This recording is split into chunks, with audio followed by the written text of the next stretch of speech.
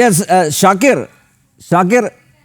മുഖ്യമന്ത്രി V D സതീശനെ അനുമോദിച്ചുകൊണ്ട് അഭിനന്ദിച്ചുകൊണ്ടൊക്കെ പ്രകടനം നടത്താം, അതിലൊന്നും യാതൊരു തെറ്റുമില്ല. പക്ഷേ ഇതൊരു ഭീഷണിയുടെ സ്വരത്തിലായി പോയല്ലോ. ആ വെള്ളാപ്പള്ളിയും അതുപോലെ സുകുമാരൻ നായരും എന്ത് പിഴച്ചു? എന്തിനാണ് അവരോട് ഇത്ര അരിശം മുസ്ലിം ലീഗിന്? അത് ശരിയായൊരു നടപടിയാണോ?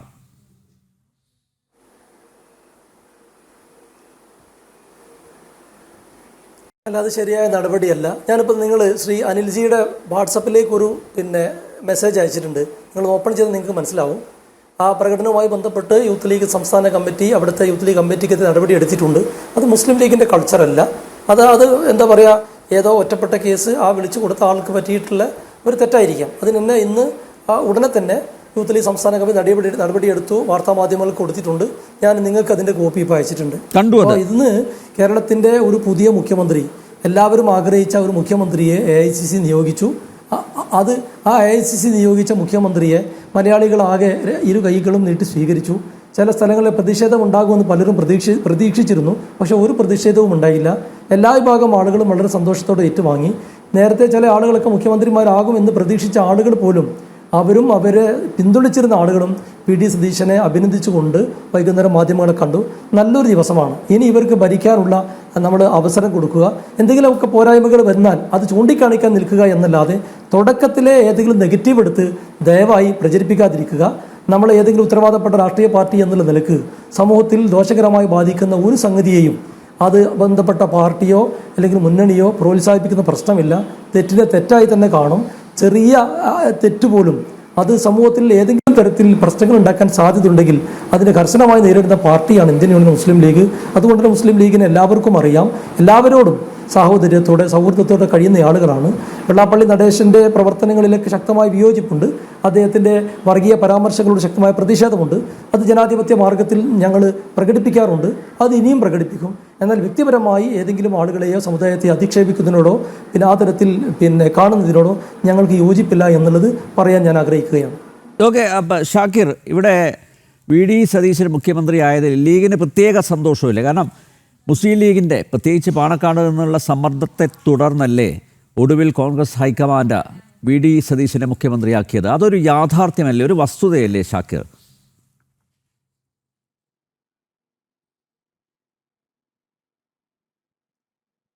എന്നെ പറയാൻ സമ്മതിക്കണേ, ഞാൻ വൈകിയാണ് എത്തിയത്. അപ്പോൾ നിങ്ങളുടെ ഈ സംശയം ചോദ്യത്തിന് ഉത്തരം പറഞ്ഞാൽ, ഐക്യജനാധിപത്യ മുന്നണിയുടെ 102 സീറ്റിൻ്റെ പിൻബലത്തിൽ ജനങ്ങൾ വലിയ ഭൂരിപക്ഷത്തിന് വി ഡി സതീശൻ എന്ന ടീം UDFൻ്റെ ലീഡറുടെ നേതൃത്വത്തിലുള്ള ഒരു ടീമിന് പിന്തുണ നൽകിയതാണ് ഈ തെരഞ്ഞെടുപ്പ്. ആ തെരഞ്ഞെടുപ്പിൽ ടീം UDFൻ്റെ ഭാഗമാണ് ഇന്ത്യൻ യൂണിയൻ മുസ്ലിം ലീഗ്. സംഘടനാ പ്രോസസ്സ് അനുസരിച്ച് കോൺഗ്രസിൻ്റെ ഒരു സംഘടനാ രീതി നമുക്കറിയാവുന്നതാണ്. അവർ 4-ാം തീയതി റിസൾട്ട് വന്നു. 7-ാം തീയതി MLA-മാരെ വിളിച്ചു ചേർത്തു. MLA-മാരിൽ നിന്ന് അഭിപ്രായങ്ങൾ തേടി. അത് AICC നിരീക്ഷകന്മാർ ഡൽഹിയിൽ പോയി AICCയുടെ പ്രസിഡന്റിനെയും രാഹുൽ ഗാന്ധിയെയും ധരിപ്പിച്ചു. അതിനുശേഷം ഇതൊരു മുന്നണി മന്ത്രിസഭയാണ് വരാനിരിക്കുന്നത്. മുന്നണിയിലെ ഘടകകക്ഷികളോട് സ്വാഭാവികമായി ചോദിക്കും. മുസ്ലിം ലീഗിനോട് ചോദിച്ചു, കേരള കോൺഗ്രസിനോട് ചോദിച്ചു, RSPയോട് ചോദിച്ചു. എല്ലാവരും അഭിപ്രായം പറഞ്ഞു. അത് കഴിഞ്ഞ് KPCCയുടെ മുൻ പ്രസിഡന്റുമാരെ വിളിച്ചു. അതുപോലെ മറ്റ് AK ആന്റണിയെ പോലെയുള്ള ബഹുമാന്യരായ സീനിയർ നേതാക്കന്മാരുടെ അഭിപ്രായം തേടി കോൺഗ്രസ് ഒരു തീരുമാനത്തിലെത്തി ഇന്ന് പ്രഖ്യാപിച്ചു. ഇതിലെവിടെയാണ് മുസ്ലിം ലീഗിന്റെ സമ്മർദ്ദം? ഇന്ന് KC വേണുഗോപാലിനോട് നിയമസഭാ കക്ഷി അംഗങ്ങളുടെ അഭിപ്രായം വ്യക്തിപരമായി രേഖപ്പെടുത്തിയിരുന്നല്ലോ. അതായത് ഇവിടെ വന്ന AICCയുടെ 2 നിരീക്ഷകർ ഇവിടെ എത്തി അക്കാര്യങ്ങളൊക്കെ രേഖപ്പെടുത്തിയതാണ്. അതിൽ ഏറ്റവും മുൻതൂക്കം ലഭിച്ചത് KC വേണുഗോപാലിനാണ്. പിന്നെ എങ്ങനെ ഇത് മാറി മറിഞ്ഞത്? ഏറ്റവും ഒടുവിൽ 10 ദിവസത്തിന് ശേഷം എങ്ങനെ അത് മാറി മറിഞ്ഞില്ല? പാർലമെന്ററി പാർട്ടിയിൽ മുൻതൂക്കം ഭൂരിപക്ഷം KC വേണുഗോപാലിനായിരുന്നു. അല്ല, അത്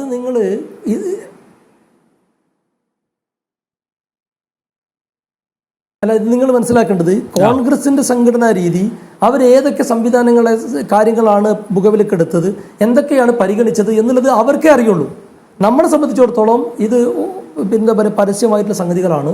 ഐക്യജനാധിപത്യ മുന്നണിയിലെ പ്രമുഖ ഘടകകക്ഷി എന്നുള്ള നിലക്ക് ടീം UDFന്റെ ലീഡറെ തിരഞ്ഞെടുക്കുമ്പോൾ സ്വാഭാവികമായും പ്രമുഖ ഘടകകക്ഷി എന്നുള്ള നിലക്ക് അത് മുസ്ലിം ലീഗിനോട് ചോദിച്ചിട്ടുണ്ട്. ലീഗ് അഭിപ്രായം പറഞ്ഞിട്ടുണ്ട്. ലീഗ് പറഞ്ഞ അഭിപ്രായം മുസ്ലിം ലീഗിൻ്റെ ഏതെങ്കിലും MLA അല്ല. നിലവിൽ കോൺഗ്രസിനെ ഈ കഴിഞ്ഞ 5 വർഷക്കാലം പ്രതിപക്ഷ നേതാവായും നേതൃത്വം നൽകിയിട്ടുള്ള ടീം UDFന്റെ ക്യാപ്റ്റനായിട്ടുള്ള VD സതീശനെയാണ്. അത് മുസ്ലിം ലീഗിന് മാത്രം അഭിപ്രായമല്ല. കേരള കോൺഗ്രസ് പറഞ്ഞിട്ടുണ്ട്, മറ്റ് പല പാർട്ടിക്കാർ പറഞ്ഞിട്ടുണ്ട്, കേരളത്തിലെ ഒരുപാട് കോൺഗ്രസിൻ്റെ നേതാക്കന്മാർ പറഞ്ഞിട്ടുണ്ട്, കെ മുരളീധരൻ പറഞ്ഞിട്ടുണ്ട്, PM സുധീരൻ പറഞ്ഞിട്ടുണ്ട്, മറ്റ് പല ആളുകളും ഇതേ അഭിപ്രായം രേഖപ്പെടുത്തിയതായിട്ടാണ് നമ്മളൊക്കെ മനസ്സിലാക്കുന്നത്. സ്വാഭാവികമായും അത് ജനാധിപത്യ പ്രസ്ഥാനം എന്ന നിലക്ക് ഇത് നരേന്ദ്രമോദിയുടെ സോണിയാഗാന്ധി വിളിച്ചത് സാദിഖ് അലി തങ്ങളെ മാത്രമല്ല മറ്റൊരു കാര്യം കൂടി ഷാക്കിറിന് അറിയാമല്ലോ. അതായത് വയനാട്ടിൽ പോസ്റ്ററുകൾ പ്രത്യക്ഷപ്പെട്ടു അല്ലേ?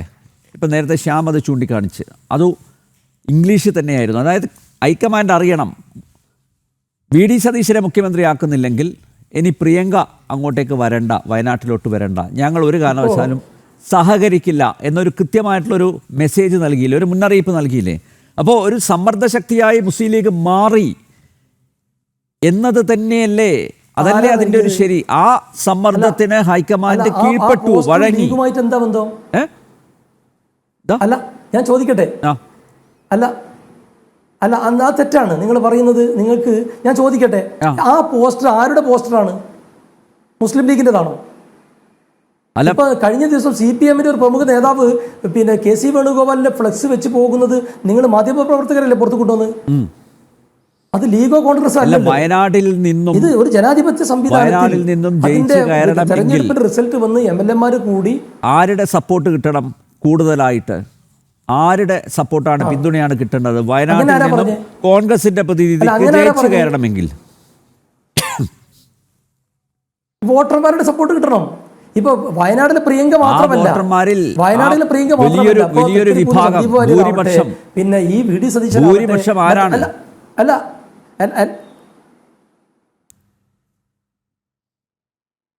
ഭൂരിപക്ഷം ന്യൂനപക്ഷം എന്നില്ല, വോട്ടർമാരെല്ലാവരും കണക്കാണ്. ഞാൻ തുറന്നു പറയാം, നിങ്ങൾ ചോദ്യത്തിന് ഉത്തരമായി. മുസ്ലിം ലീഗിനെ സംബന്ധിച്ചിടത്തോളം മുസ്ലിം ലീഗ് ഒരിക്കലും ഒരു സമ്മർദ്ദ ശക്തിയായി ഒരു കാലത്തും മാറിയിട്ടില്ല, അങ്ങനെ മാറാൻ ഉദ്ദേശിക്കുന്നില്ല.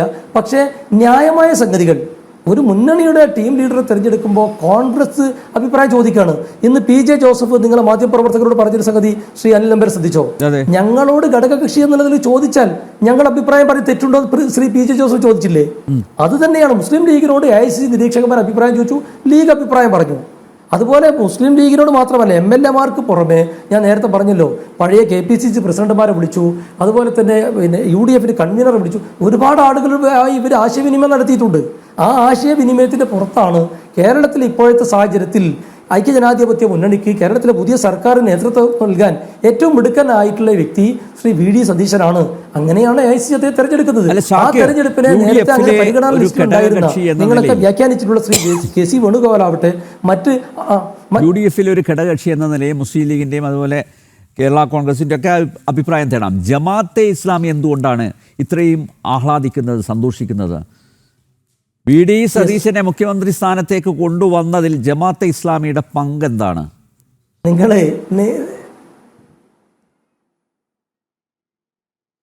ഞാൻ ഇപ്പോൾ ഈ കോഴിക്കോട്ടേക്ക് വരുന്ന സ്ഥലത്ത് ഒരുപാട് പ്രകടനങ്ങൾ കണ്ട്, എല്ലാം ഇന്ത്യൻ നാഷണൽ കോൺഗ്രസും ഇന്ത്യൻ യൂണിയൻ മുസ്ലിം ലീഗും ചേർന്ന് ഐക്യജനാധിപത്യ മുന്നണിയാണ്. നിങ്ങൾ പറയുന്ന ആളുകൾ എവിടെയെങ്കിലും ആഘോഷിക്കുന്നതായോ ഏതെങ്കിലും പ്രകടനത്തിലോ ഞാൻ കണ്ടിട്ടില്ല. ഇപ്പോൾ മലയാളികളായിട്ടുള്ള ഒരുപാട് ആളുകൾ ഈ പിണറായി വിജയന്റെ ദുർഭരണം അവസാനിപ്പിച്ച് ഒരു നല്ല ഭരണം വരും എന്നുള്ളൊരു സന്തോഷത്തിൽ പ്രതീക്ഷയിലുമാണ്. ഈ ശ്രീ VD സതീശനെ കുറിച്ച് വലിയ പ്രതീക്ഷ ആളുകൾക്കുണ്ട്. ആ പ്രതീക്ഷയിൽ ആരെങ്കിലുമൊക്കെ എവിടെയെങ്കിലുമൊക്കെ സന്തോഷിച്ചത് നമുക്കറിയില്ല. പക്ഷേ നിങ്ങൾ ഈ പറയുന്ന ആളുകൾ എവിടെയെങ്കിലും സന്തോഷിച്ചിട്ടില്ലേ എന്ന് ഞങ്ങളാരും നോക്കിയിട്ടില്ല. അങ്ങനെ എത്ര ആളുകൾക്ക് സന്തോഷം ഉണ്ടാവും? അത് നമ്മൾ എടുത്തു പറയേണ്ട അല്ലെങ്കിൽ അത് ചർച്ച ചെയ്യേണ്ട ഒരു വിഷയമല്ലല്ലോ.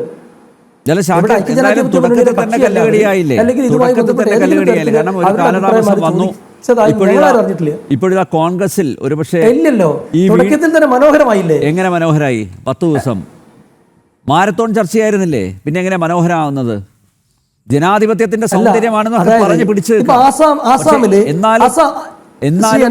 ആസാമില് കറക്റ്റ് അല്ലേ?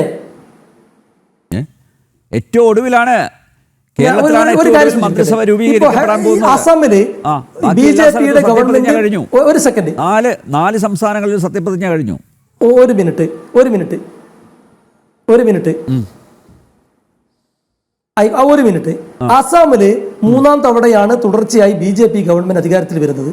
ഹെമന്ത് ബിശ്വ ശർമ്മയാണ് നിലവിലെ മുഖ്യമന്ത്രി. അദ്ദേഹത്തെ തന്നെ ബി ജെ പി തീരുമാനിച്ചു.